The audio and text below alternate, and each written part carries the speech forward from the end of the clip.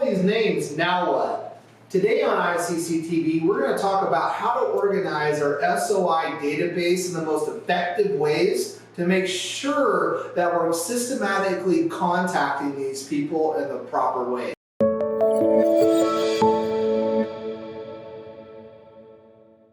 Hi, my name is Brad Baldwin with Icenhower Coaching Consulting, and I'm one of the coaches here.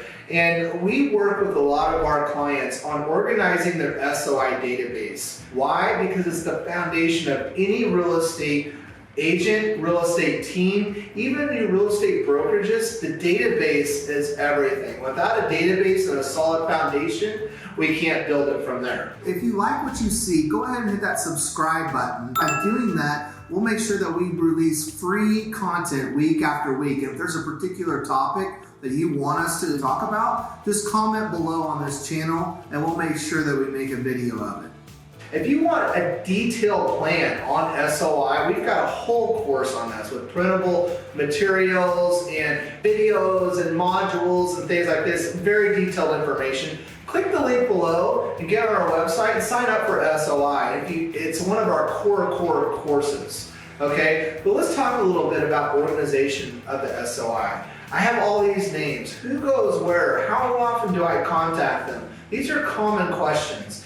And when you're organizing your database, which is our very first step in building a database, is I want you to think about a bullseye. All right, and right in the center of that bullseye, we have a group called our core advocates. And what's a core advocate? These are our raving fans. These are people that are going to give us 3 to maybe 5 referrals a year. I mean, they refer us all the time to people, and that group typically is very, very small because it's only a few of our VIP members. Okay, and then the next circle of that bullseye is what we call our past clients, okay? And our past clients is anybody that we've sold a home to, or maybe that we sold their home. It's somebody that has done business with us. And if you don't have any business yet, don't worry about it, you will.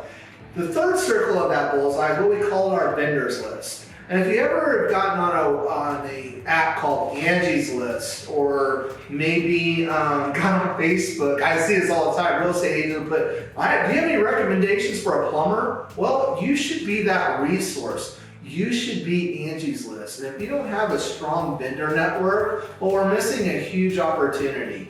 And then the next ring out of that bullseye, so to speak, that target, is what we call our general network.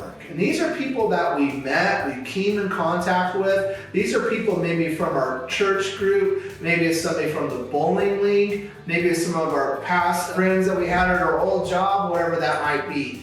Get your people identified into certain groups. It makes it a lot easier when we go to target them on what we're going to market to them, how often we're going to contact with them, how we're going to work together to get you more referrals, put more leads into your lead funnel, and make more money.